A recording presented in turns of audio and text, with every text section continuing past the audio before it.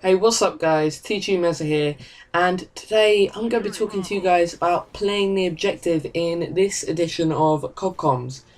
So I started to think about doing this as a topic because I came up against a full party, and yeah, as you know, if you come up against a full party, then you're going to have a really hard time because they're going to be playing the objective hard, they're going to be spawn trapping you, they're going to be making your life very difficult.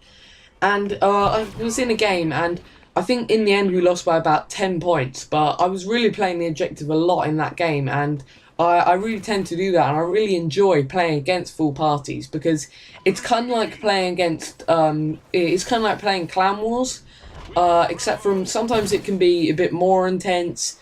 It's sort of a different version of Clan Wars. It's kind of hard to compare the two because you don't have as much communication.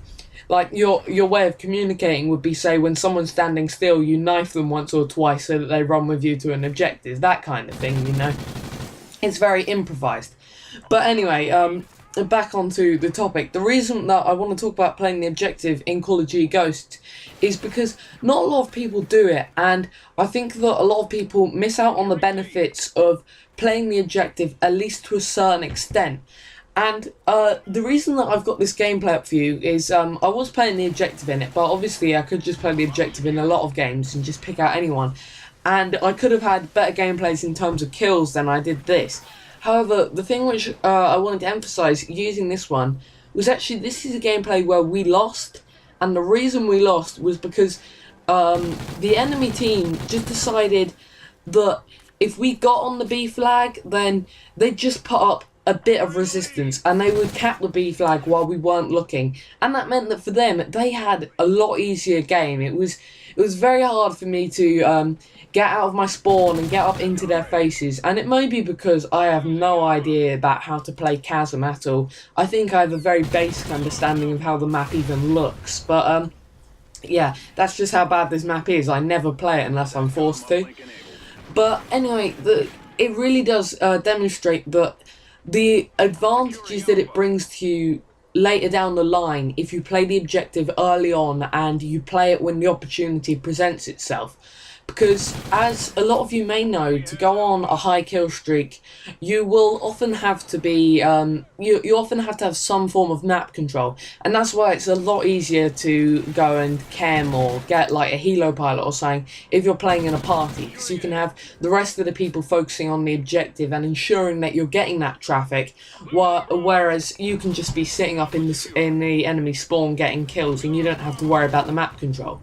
But when you're playing solo, I think that a lot of people don't understand the benefits of, say, something like an early B cap, because that means that for, say, the first half of the game, you're gonna have control because your teammates are just going to be spawning around B, and even if they don't mean to, it's going to be a lot harder for the enemy team to cap B just because they're only going to win roughly half of those gunfights, and so they're going to have a harder time. And obviously a lot of your teammates are going to decide to just pick up those easy kills around B when they see someone else capping it, which means that if you're up around the enemy flag, say whether it's C or A, you're going to have an easier time because there's going to be more traffic coming your way, which gives you an easier time to build up these streaks. And also because if the enemy is double capping you, then they, if you're up by their home flag and they have B, they'll often spawn behind you. So if you're facing towards the home flag, they're going to spawn around the B and they're going to move straight up to your spawn. So you'll get no traffic, and the traffic you get is going to be coming at you from a lot of different directions because you'll get the occasional spawn back at their home flag, but then you also get some back at, around the B flag. So it helps a lot to have map control, but a lot of people will often prioritise getting up into the opposition spawn, whereas I think that after a couple of games of trying this, you would discover that for the first 2 minutes of a game, a lot of people, sometimes without really meaning to, just because it's the natural way of playing, will be objective players. They will try and get up to that B flag, they'll be rushing it really aggressively, and really completely without meaning to, they'll be coordinated, and that's because they've all spawned at the same time, so they're obviously going to split off into their lanes. They're not all going to run off the same place, and it means that they're going to have a coordinated push with just completely by accident. And for the first 2 minutes of a game, there's going to be a lot of competition for that B flag. However, after that, if you can prevent that initial push, it means that at least for the first half of the game, you're going to have map control, which is going to make building up streaks a lot easier for you and your team. Because if you look at this game, I don't think I have the opportunity to go on a big streak. I mean, I play pretty decently, and I usually pick up 2 kills for every death, sometimes even 3. However, there's a problem because I can't manage my gunfights in the way that I would usually want to, because anyone that I do get into a gunfight with is usually just a mad spray and pray around the flag, and that could be partly to do with the map, because on Chasm you don't have a lot of cover. As you see, the area where I'm in now, there's I can get hit from like almost every single angle. You can't sort of ensure that you're going to be just relying on gun skill to beat people. You set yourself up and you beat people who come at you face on, because people are going to be coming at you from everywhere. However, I also think this is because I was often, a lot of the game, I spent pinbacked at either my home flag or trying to loop around and get the opposition's home flag. And getting B was a real pain because they were just sort of sitting around there.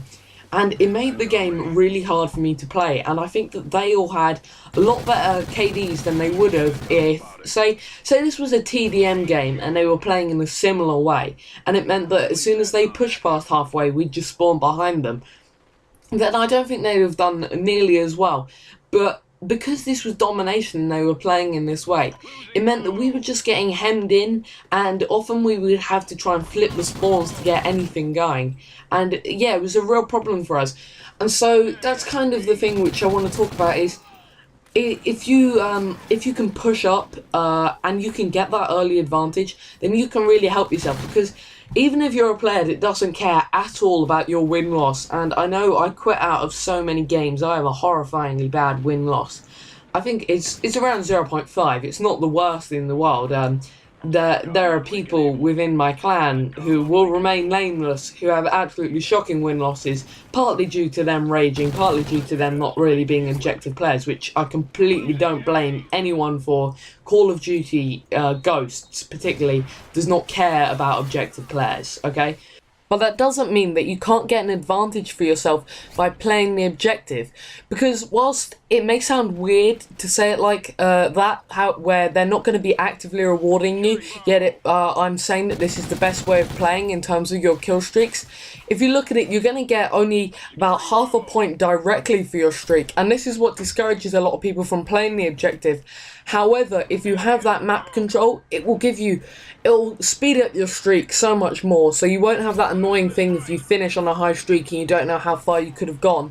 And also, it's gonna mean that if the enemy are back and they can't get out of their spawn, then they're just gonna get into that mindset of, if you've ever been on a death streak, you'll know it.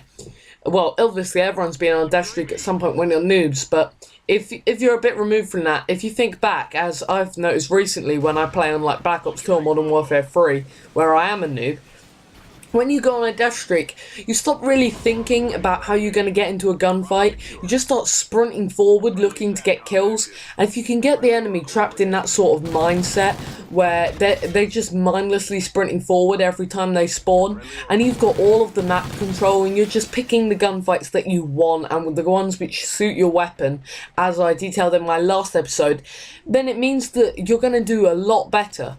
So that's just really the thing which I'm advising for you guys, just to play a bit better. If for the first couple of minutes of a match, maybe until you've got a solid double cap going and the enemy has stopped challenging you for B, apart from, you know, the mandatory objective players on either side, then you can challenge that much time on the objective, and then after that you can dedicate it to building up your streaks, because you're going to have a lot easier time. And just in my experience, it's a lot more likely that you're going to get a high streak just by playing in this way than by playing selfishly. But anyway, that's all I've got in terms of advice. But I've still got a bit left in the gameplay, so I thought that I would use this time to make a couple of announcements. And the first one which I want to make is that I may be posting a bit less on my channel. And the reason that I'm thinking about this is right now isn't really a great time to be a new and up-and-coming Call of Duty or FIFA YouTuber. And the reason for that is really, this is a game which has been out for quite a while now. A lot of the stuff which I'd be sharing with you guys about new tips and tricks or anything like that which I've picked up would be stuff that you could probably already see elsewhere, or you've already got similar stuff, and people just aren't that into COD videos, and it can be a bit frustrating for me to see that my channel isn't growing just because my content isn't what people want right now. And I'm thinking about picking up this sort of style of video once again when the new Call of Duty comes out, and I might do something similar to this on FIFA, although I'm not entirely sure. Yeah, so I hope you guys have enjoyed. Let me know in the comments below whether you want to see some more of these type of videos, or whether you just want to see live comms, because that's really what I'm thinking of starting to limit to.